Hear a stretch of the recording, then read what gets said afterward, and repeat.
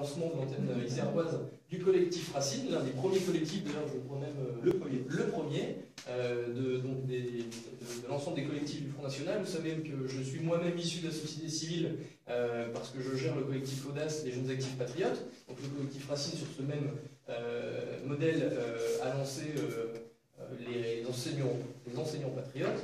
Et moi je vais vous focaliser mon discours sur les ambitions de la fédération, et puis je laisserai la parole à Alain Vélo qui préside ce collectif, ainsi que M. Barthélémy qui sera le référent isérois pour le collectif Racine. Donc comme vous le savez, Marine Le Pen aujourd'hui recherche à étoffer son réseau bien naturellement, puisque quand on est présidentiel, on a bien sûr des racines dans le monde civil. Elle a lancé avec Florent Philippot le concept des collectifs il y a, ça date de 2013, octobre 2013. Mon collectif étant, oui c'est ça, j'ai lancé le collectif Audace un an après. Et donc l'intérêt pour les fédérations de lancer des antennes, c'est bien sûr d'aller chercher des référents dans la société civile. Moi j'ai été repéré en l'occurrence par Marine Le Pen à travers le lancement du collectif Audace. Je ne suis pas un professionnel de la politique, j'ai plusieurs sociétés à gérer à côté, et donc c'est tout l'intérêt de ces collectifs, c'est d'aller puiser chez les gens qui subissent, qui savent, pour constituer un programme cohérent pour 2017. D'ailleurs, je crois que vous avez remis vos 100 propositions pour l'école, pour l'éducation. Moi-même, je fournirai un document Marine Le Pen prochainement lors d'une convention avec Croissance Bleu Marine. Et en tant que secrétaire départemental, j'aurai à cœur, durant mon mandat, de favoriser l'émergence de collectifs dans ce département, notamment un autre collectif Nouvelle Écologie qui sera lancé prochainement, et ce, bien sûr, pour étoffer nos capacités à répondre à des sujets précis. Et je crois que rien ne remplace un professionnel dans l'analyse, dans l'expertise des problématiques. Voilà. Alors c'est une autre façon de faire de la politique. C'est vrai qu'au-delà même du résultat en nombre d'adhésions et de qualité de nos représentants, de nos cadres, je me dois, et c'est ce que Marine souhaite à travers le pays, de lancer des collectifs. Donc je vais laisser la parole à messieurs Avello, que je remercie de sa présence, et on fera tout à l'heure donc une présentation des 100 propositions après la conférence de presse. Je vous remercie. Merci beaucoup Thibault, merci à monsieur Barthélémy que j'officialise du coup comme responsable de la nouvelle section que nous lançons aujourd'hui. Alors effectivement, Thibault a dit beaucoup de choses sur les collectifs. Les collectifs, tu l'as très bien dit, ont été pensés dès l'origine comme visant à permettre de faire émaner en quelque sorte de la société civile des idées. Si je parle plus particulièrement de ce qui concerne ce dont s'occupe le collectif Racine, qui a effectivement été le premier à être lancé en octobre 2013, eh bien, le fait est que nous le faisons, et je crois que d'ailleurs la conscience de cela se répand assez largement, n'avons pas beaucoup lieu de faire confiance aux experts en éducation, qui hantent les couloirs du ministère de la rue de Grenelle depuis très longtemps et qui ont une très grande part de responsabilité dans tous les dysfonctionnements que connaît le système scolaire et universitaire. Donc effectivement, le choix qu'a fait Marine et son vice-président Florent Philippot, c'est de constituer des collectifs pour faire remonter de la base d'abord du vécu, des analyses fondées sur le vécu et des propositions réalistes, concrètes, elles aussi en phase avec le vécu. Tu as aussi dit que nous savons donc dans la série des conventions présidentielles que Marine organise depuis donc, fin septembre. Ce sont des conventions qui s'inscrivent dans le cadre de la pré-campagne présidentielle. La première qui a eu lieu, c'est la nôtre, que nous co-organisions avec un autre collectif, qui est le collectif Marianne des étudiants. Donc c'était une convention dont le titre était « Redresser l'école et l'enseignement supérieur ». Effectivement, nous avons pu faire la démonstration, si tant est qu'elle était à faire encore, de notre parfaite maîtrise des dossiers. La convention a duré 2h30 à peu près. Elle a inclus notamment 4 tables rondes thématiques. Chacune des interventions a été de très haut niveau. Et effectivement, cette convention, juste avant le discours de clôture de notre candidate, a été clôturée par la remise de 100 propositions pour l'école et l'université de demain, dont je parlerai ensuite. Alors, concernant maintenant et rapidement l'esprit du lancement des sections locales, nous en sommes donc à la 23e. Cela répond à un double objectif. Le premier objectif, mais effectivement celle-là vient un peu tard puisque le travail programmatique a déjà été largement enclenché, c'était effectivement de conduire, dans l'esprit que je vous ai décrit à l'instant, eh bien, les enseignants ou les parents d'élèves partout en France à participer eh bien, à l'élaboration d'un projet. C'est ce à quoi nous les avons en quelque sorte appelés. Ils ont été mobilisés pour cela. Les 100 propositions que j'évoquais tout à l'heure sont la synthèse, une sorte d'archi-synthèse, si vous voulez, de 3 ans de notes qui sont remontées d'un peu partout sur tout le territoire depuis donc 3 ans. L'autre finalité d'une section locale, c'est bien sûr de continuer, de contribuer plutôt à ce que nous puissions poursuivre notre progression dans l'électorat enseignant. Quelques mots là-dessus. La progression dans l'électorat enseignant de notre candidate a été, en termes d'intention de vote ou bien de sondages qui ont été réalisés à la sortie des urnes, eh bien, ces intentions et résultats ont été en croissance constante depuis 2012, on peut le dire. En 2012, nous avions 5% d'enseignants qui avaient voté pour Marine Le Pen. Il y en a eu progressivement 7, 8, selon des différents sondages. Et selon le sondage le plus récent, nous sommes à 11,4 de mémoire de l'électorat enseignant, ce qui est évidemment colossal puisque nous avons multiplié par plus de 2. Voilà. Donc j'imagine grâce au collectif Racine en partie. On y est un peu pour quelque chose, sans doute, oui, on y est un peu pour quelque chose. Je vais peut-être vous laisser interroger, hein, mais je pourrais répondre à ce point. Oui, en fait, ce en quoi nous avons contribué peut-être un peu ou largement à cela, c'est que les propositions que nous faisons sont des propositions qui suscitent un large assentiment en réalité en salle des professeurs. Alors il y a toujours, effectivement, nous ne cachons pas les choses, des réticences, en quelque sorte, de ce milieu qui a été tout de même pétri d'idéologie pendant si longtemps, que si ces propositions n'étaient pas estampillées Front National ou Rassemblement Bleu Marine, sans doute recueillerait-elle encore un assentiment plus large. Mais les choses sont en train de changer parce que les résistances en question sont en train de vaciller, de tomber les unes après les autres. J'en reviens, et je vous céderai la parole éventuellement pour les questions. J'en reviens à la fonction, à la finalité des sections locales. Elle est aussi, bien entendu, de produire une sorte d'effet spéculaire, si vous voulez. C'est-à-dire, aujourd'hui, nous officialisons que dans le département de l'Isère, nous avons des enseignants patriotes.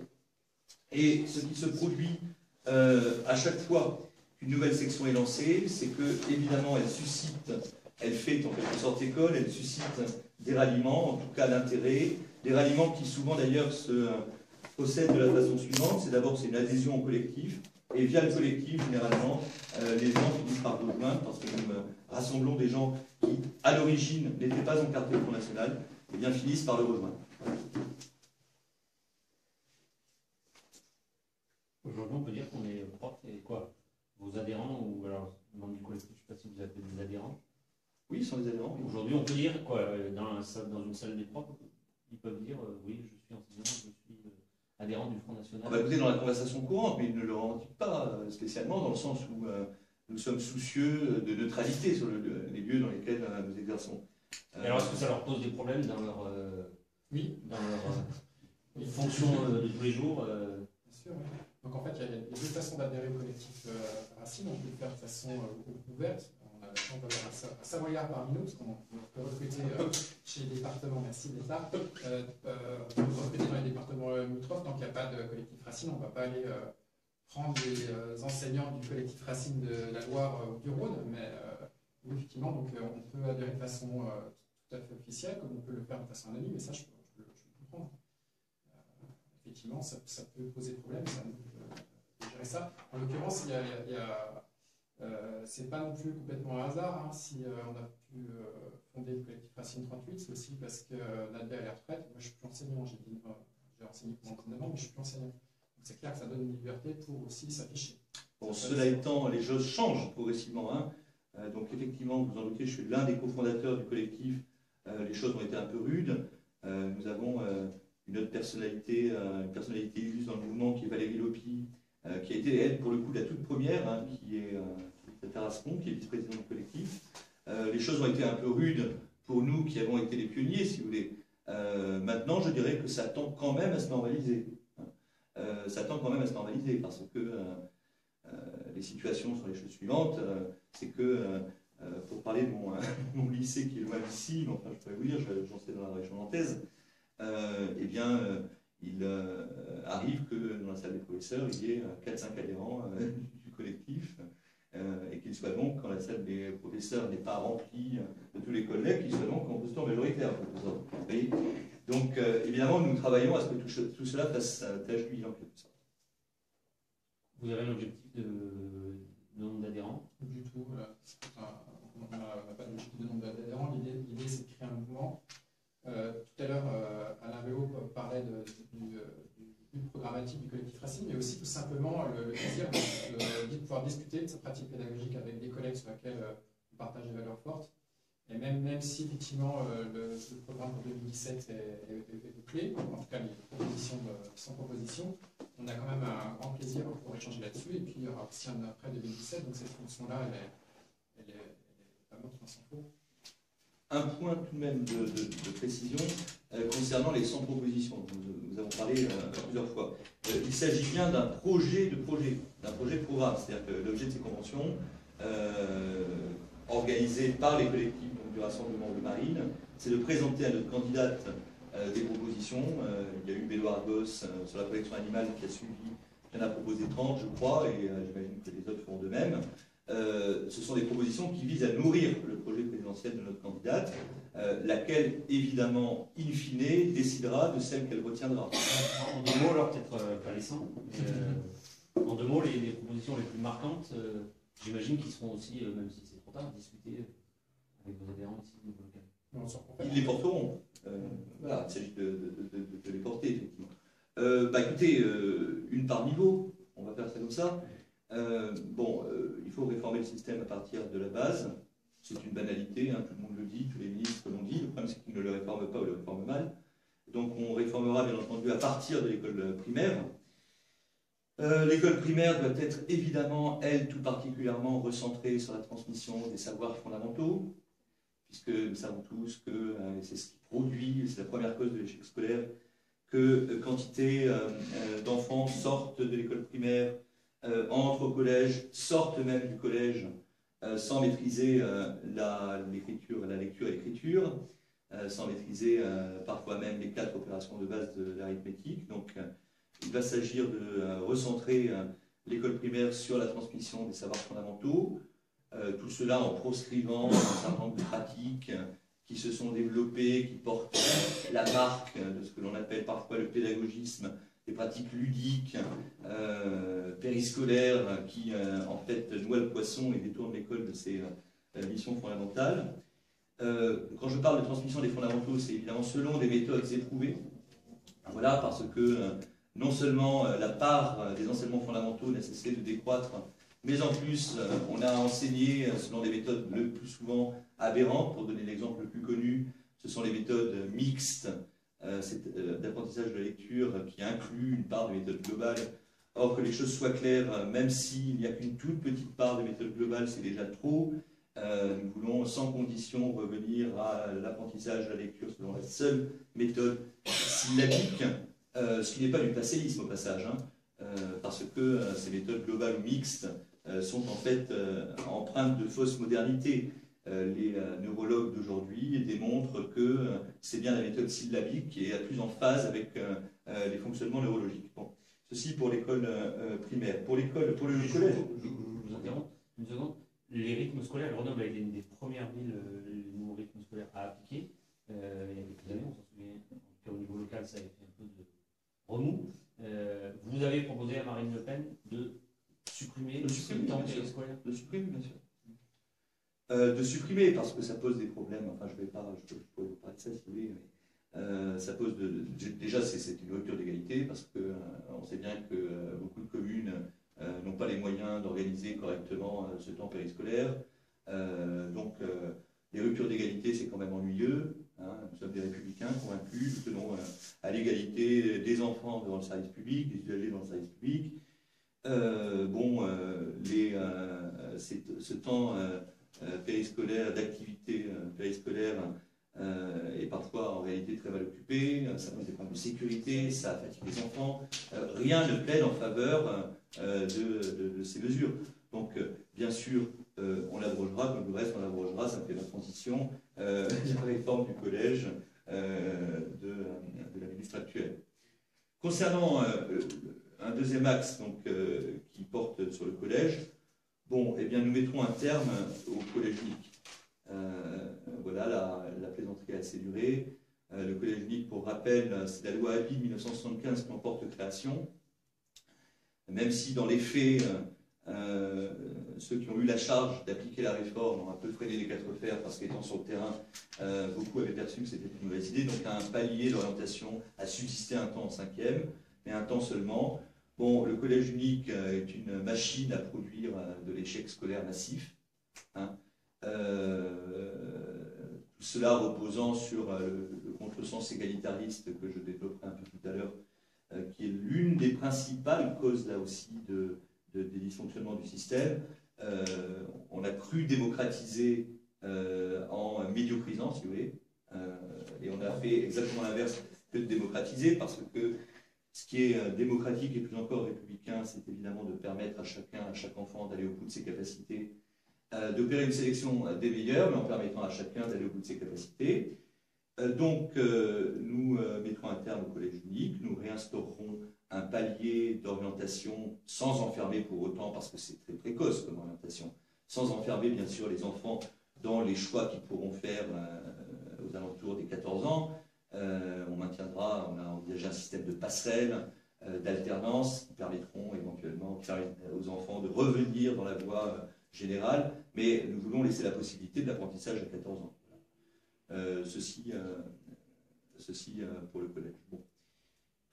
Bon, et puis, puisque je vous avais promis de brosser une sorte de tableau par niveau, le lycée, lui aussi, souffre de très graves dysfonctionnements. Alors évidemment, le lycée, en quelque sorte, récupère, excusez-moi, j'en ris, mais j'en ris jaune, bien sûr, tellement les choses sont absurdes, eh bien, le lycée récupère évidemment tous les déficits, en quelque sorte, que les élèves, malheureusement, traînent comme des boulets tout au long de leur scolarité, qui sont accumulés depuis l'école primaire, et que le collège unique amplifie. Bon, une réforme du bac s'impose, tout particulièrement. Il faut que le bac retrouve un sens. Que vaut un examen qui est donné à 80, voire plus, de pourcent d'une classe d'âge. Il faut, en articulation avec le bac, nous avons des mesures précises, hein, je vous donne une idée générale, mais il existe un dispositif lié APB, mission post-bac, qui doit être sans doute bien amélioré de sorte à ce qu'il permette aux enfants de s'orienter en meilleure connaissance de code. Voilà. Alors nous avons, encore une fois, Marine décidera, hein, parce qu'il y a des points que nous avons laissés un peu ouverts dans notre proposition. Nous n'avons pas prétendu être en quelque sorte posé de façon définitive certaines choses. On peut considérer, parce que le bac peut être évidemment articulé à l'enseignement supérieur, on peut considérer que le bac peut être laissé, non pas en l'état, mais enfin peut-être pas être réformé de façon aussi radicale que je viens de vous le dire s'il y a un palier de sélection à l'entrée à l'université.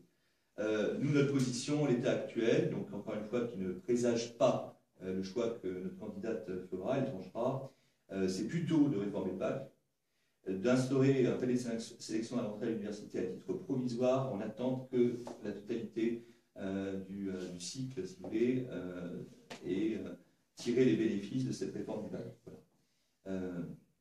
Mais il faudra, pour autant, nous sommes favorables à des sélections en master. Pour parler de l'idée de résumer les 100 propositions, quand vous tapez les 100 propositions du collectif Racine sur Google, les méandres de Google font qu'en fait vous ne tombez pas sur le collectif Racine, mais sur un site pédagogique qui est très agressif par rapport à nous, qui est le Café Pédagogique. Ah oui. Et ils ont très bien, en fait, quelque part, ils ont très bien résumé les 100 propositions, parce qu'elles ont dit typiquement qu'elles étaient réactionnaires, que c'était un retour dans les années 60, Ils ont dit qu'en fait, ils étaient corporatistes. Et en fait, finalement, c'est très bien résumé, c'est 2 beaux compliments. Parce que moi, je pense que comme beaucoup d'enseignants rêveraient que l'éducation naturelle fonctionne comme dans les années 60, avec les mêmes qualités d'ascenseur social qu'on avait à l'époque. Et puis d'autre part, le fait d'être corporatiste, ben, finalement, c'est aussi un compliment parce qu'on écoute les enseignants. On parlait tout à l'heure de ces experts en éducation qui sont là à conseiller les ministres. Quand j'étais à l'UFM, on était quand même quelques-uns à être critiques par rapport à ce qu'on enseignait, surtout les collègues qui venaient pas de faculté psycho, mais plutôt du monde du travail. On avait déformé la maxime de Georges-Bernard Shaw qui disait celui qui sait le fait et celui qui ne sait pas faire enseigne. On avait rajouté celui qui ne sait pas enseigner enseigne aux enseignants et celui qui ne sait pas enseigner aux enseignants fait de la recherche sur l'enseignement. Voilà, pour vous donner l'idée de nous ce qu'on voit comme corporatiste. Ça, c'est effectivement une critique tout à fait avisée de ce que sont les formateurs des enseignants. Les UFM et aujourd'hui les SP sont remplis de gens qui sont là alors qu'ils ne sont pas en capacité, ils ont fui les classes.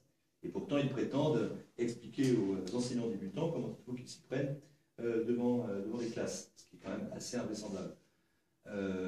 Nous ferons évoluer, enfin nous supprimerons les SP, hein, clairement. Nous avons des mesures, là aussi, elles figurent dans les 100 propositions, des idées pour permettre aux enseignants d'être véritablement formés.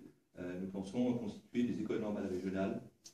Vous trouverez le détail en lisant notre 100 propositions. J'apporte une petite nuance ou un petit complément à ce que disait M. Berthelemy. Oui, alors effectivement, l'école a subi 40 ans, je parlais tout à l'heure de la réforme à vie, 1975, ça remonte à donc 40 ans de réformes qui sont allées dans le mauvais sens. Ce qui évidemment rend légitimement, en quelque sorte, un peu nostalgique par rapport à l'école des années 60, des années précédentes en tout cas. Cela étant, vous trouverez dans nos propositions quantité d'éléments qui sont parfaitement novateurs. Nous faisons la part belle aux enseignements scientifiques. Nous proposons de créer 2 nouveaux enseignements à part entière, dont un de sciences informatiques. Donc il faudrait que les auteurs de ce brûlot du café pédagogique aient lu vraiment nos propositions, parce qu'il y a quantité de choses qui sont extrêmement réalistes. Nous proposons également de créer une autre discipline, une véritable discipline d'enseignement civique. Un enseignement civique et juridique, un vrai. Voilà une proposition très novatrice parce que tous les ministres, là aussi depuis une trentaine, quarantaine d'années, je me rappelle Chevènement dans les années 80, qui disait qu'il faut un véritable enseignement civique. En fait, ça a accouché de plaisanteries, de farces, de CJS, et maintenant de l'éducation civique, juridique et sociale, et maintenant de l'EMC, l'enseignement moral et civique. Où il s'agit de faire des débats, où on n'apprend rien, où il est même demandé aux enseignants de ne pas enseigner quoi que ce soit. Eh bien nous allons mettre en place un véritable enseignement juridique et civique à tous les niveaux. Et la condition pour que ce soit un véritable enseignement, nous ne payons pas de mots, c'est qu'il y ait des enseignants qui soient spécifiquement recrutés pour dispenser cet enseignement. Ainsi, envisageons-nous, puisque c'est l'une des rares disciplines qui n'en est pas pourvue, de créer un CAPES de droit. Il n'y a qu'une agrégation de droit, un CAPES de droit qui permettra effectivement à des juristes, des gens qui font des études de droit, et bien d'enseigner au niveau du secondaire le droit. On a un contenu, on a même élaboré un projet de loi. Une des inquiétudes des professeurs, particulièrement ces derniers temps, c'est aussi la violence dans les écoles ou aux abords des écoles, dont sont victimes les enseignants, les responsables d'établissement. Est-ce que c'est quelque chose qui fait partie de votre réflexion aussi, ou c'est une autre collectif au sein du mouvement qui est chargé de réfléchir à ça, parce qu'on est à la limite aussi. Si vous me posez cette question, c'est parce que, évidemment, la violence scolaire a des causes qui sont exogènes. Puisque l'école n'est plus sanctuarisée, la violence sociale extérieure se prolonge et compromet également la sérénité des établissements. Cela étant, puisque c'est effectivement l'un des maux, encore une fois, dont souffre notre école, évidemment que nous avons réfléchi à ces questions-là et que nous avons des choses à proposer, que vous retrouverez dans les 100 propositions. Alors, il faut articuler 2 leviers, en quelque sorte. Évidemment, le levier de la sanction. Nous avons toute une série de mesures qui s'inscrivent, qui relèvent justement de la sanction. Et puis le levier de l'autorité. L'autorité et la sanction, ce n'est pas la même chose. Je vais commencer par l'autorité. L'autorité, c'est ce qui inspire naturellement le respect. Que les enseignants soient formés dans l'esprit de la mission et de la noblesse de la mission qui est la leur. La formation disciplinaire, la formation au niveau de leurs compétences dans la discipline qu'ils ont choisi d'exercer, eh bien, soit centrale dans la formation, véritablement centrale, parce qu'elle n'est plus. Et ils se présenteront devant leurs élèves avec la conscience justement de la haute mission qui est la leur, et inspireront donc le respect. Voilà.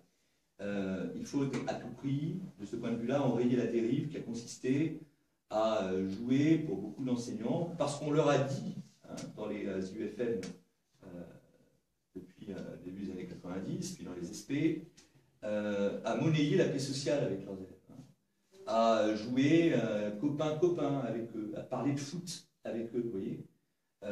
Si vous voulez, pour que mon propos soit parfaitement concret, situer très exactement de quoi je parle, regardez le film Entre les murs, auquel a été décerné une palme d'or à Cannes, dont le hasard de la vie fait que je connais l'auteur, un ami de jeunesse, l'auteur l'auteur du livre, François Bégodeau. Vous avez l'exact modèle de ce qu'il ne faut pas faire. Tant et si bien que lorsque, si vous vous rappelez le film qui repassait à la télévision quelquefois, lorsque le professeur de français demande à sa classe, à laquelle il n'a rien enseigné en réalité, parce qu'il a monnayé une sorte de paix sociale, voilà, tout le film durant, qui leur demande en fin d'année, qu'avez-vous donc retenu cette année? Très significativement, les enfants sont capables de dire ce qu'ils ont retenu en cours de biologie, en cours d'histoire, et alors ils n'ont absolument rien retenu en français, comme par hasard. Donc, que les enseignants reprennent la pleine conscience de la noblesse de la mission qui est la leur, soit à la hauteur de cette fonction, mais pour ça, il faut les former, ces perspectives-là. Hein.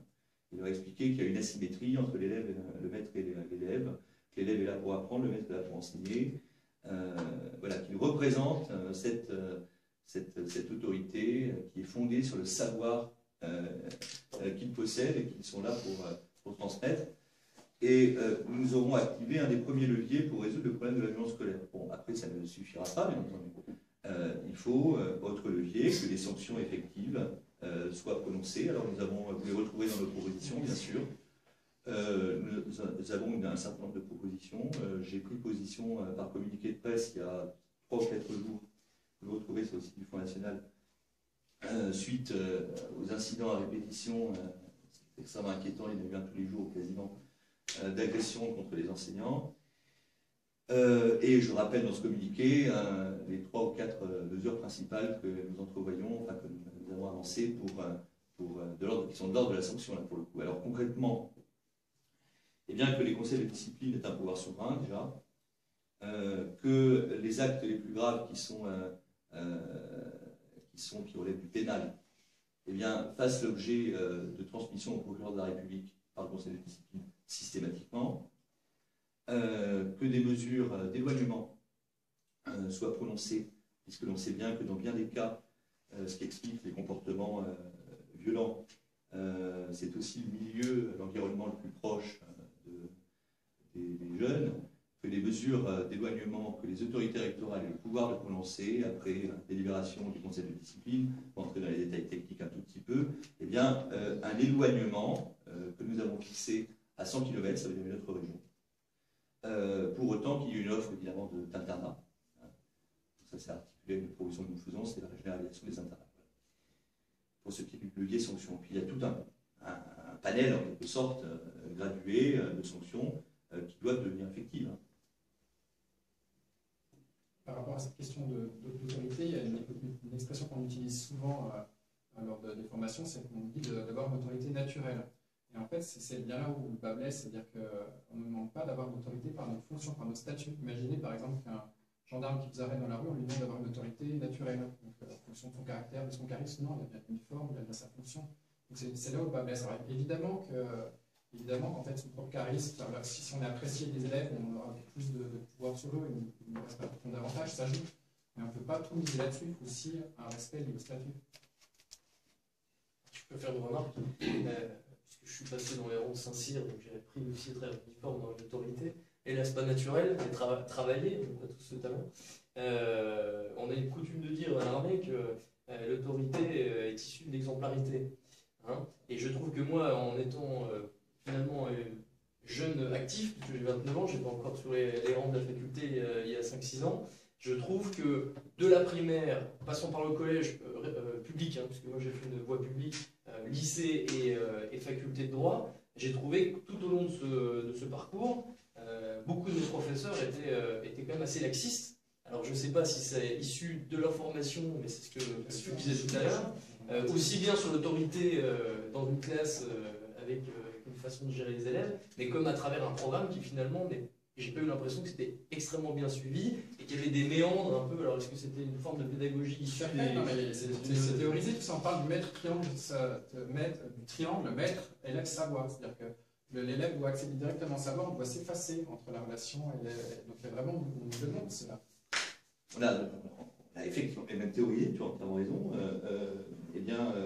l'impératif aberrant de ce que l'élève devait se mettre au niveau de ses élèves.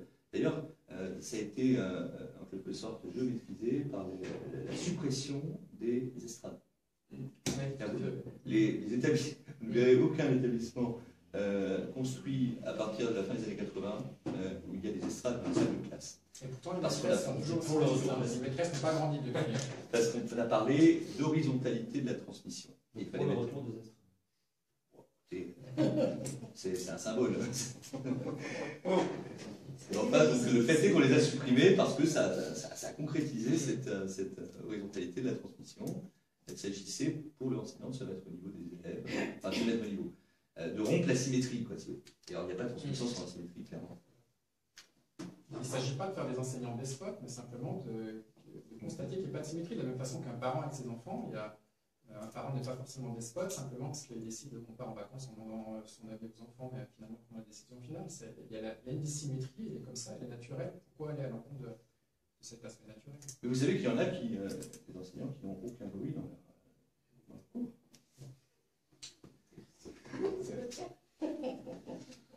Messieurs, avez-vous d'autres questions? Oui, concrètement, est-ce qu'il va y avoir des cellules sur lesquelles est-ce que ça va s'aimer? Concrètement, comment ça va se passer?